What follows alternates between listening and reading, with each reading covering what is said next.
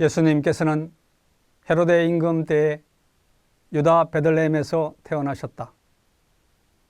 그러자 동방에서 박사들이 예루살렘에 와서 유다인들의 임금으로 태어나신 분이 어디 계십니까?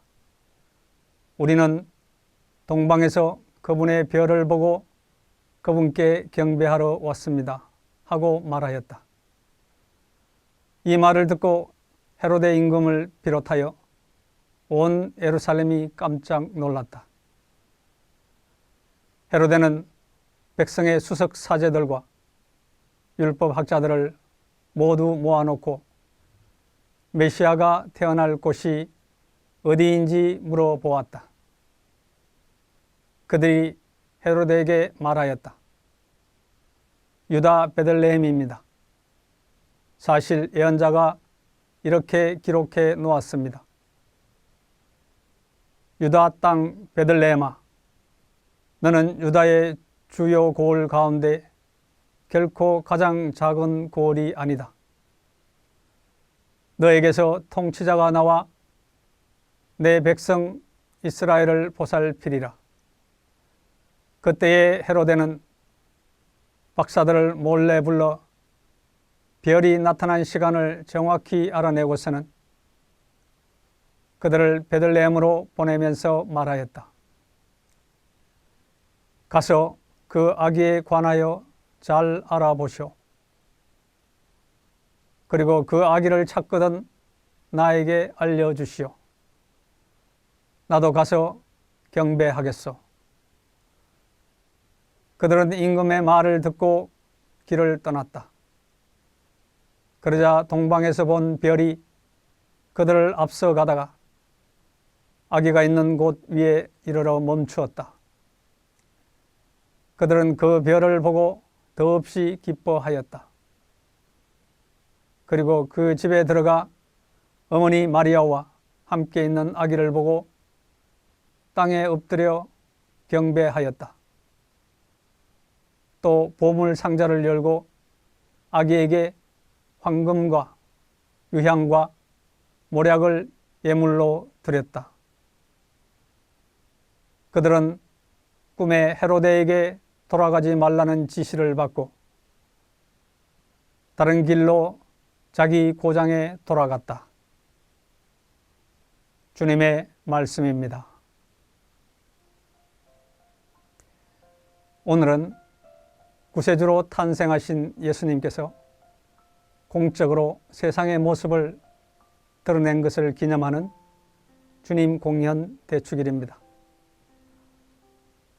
성모님과 성요셉을 제외하고 누가 먼저 아기 예수님을 볼 수 있었을까요? 외양간에서 태어나셨으니 아마도 짐승들이 제일 먼저 봤을 것이고 그 다음이 가난한 목자들이었습니다. 그리고 그 다음이 이방인인 동방 박사들이었습니다. 구세주의 탄생을 애타게 기다리던 유다인 지식인과 상류층들은 구세주의 탄생을 알아보지 못했습니다. 유다인들의 임금으로 태어나신 분을 먼 곳에서 온 이방인들이 찾고 있습니다.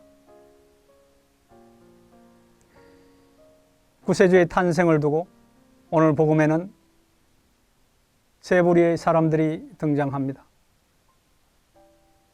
먼저 위험과 수고를 무릅쓰고 먼 길을 걸어온 동방 박사들은 아기 예수님을 찾아 경배하고 정성스런 예물을 봉헌합니다. 오늘날과 달라서 옛날에는 자기 동네, 자기 고향을 떠나는 일이 상당히 위험한 일이었습니다. 어디서 어떤 봉변을 당할지 모르니 안전이 보장되지 않는 여행길, 특히 다른 나라로의 여행길은 목숨을 걸어야 하는 일이었을 것입니다. 일상을 접어두고 자기 가족과 고향을 떠나 위험을 무릅쓰고 먼 길을 걸어서 남의 나라 왕으로 태어나는 아기를 만나는 이 일이 이 동방 박사들에게는 왜 그렇게 중요했을까요? 아마도 이 사람들은 일상에서 끊임없이 진리를 찾는 사람들이었을 것입니다. 진리의 근원은 하느님이므로 하느님을 찾는 사람들이라고 말할 수 있겠습니다. 그들은 결국 진리를, 하느님을 만나게 됩니다.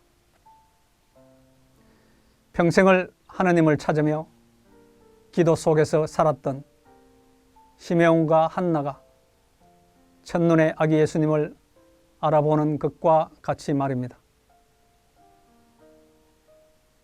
두 번째 부류의 사람들은 수석사제들과 율법학자들입니다. 그들은 하느님과 신앙에 대해서 지식이 많고 구세주가 어디서 태어나는지도 알지만 직접 찾아 나서지 않습니다. 이 사람들은 구세주를 만나는 일보다 더 중요하게 생각하는 일들이 있었을 것입니다. 이들은 올바르게 진리나 하느님을 찾지 않고 다른 세속적인 일에 더 관심이 있는 것 같습니다.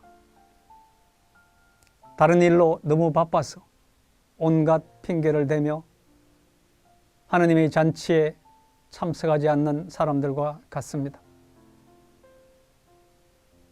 마지막으로 헤로데 임금입니다. 모든 권력과 재물을 가지고 있지만 늘 두려움이 많아서 자기에게 조금이라도 위협이 되는 자는 수단과 방법을 가리지 않고 제거해야 하는 무자비한 사람입니다. 자기의 이익을 위해서 또는 자기가 손해보지 않기 위해서 상대를 무자비하게 공격하는 사람입니다. 동방박사들에게 속았다는 것을 알고 즉시 베들레헴의 아기들을 살해합니다.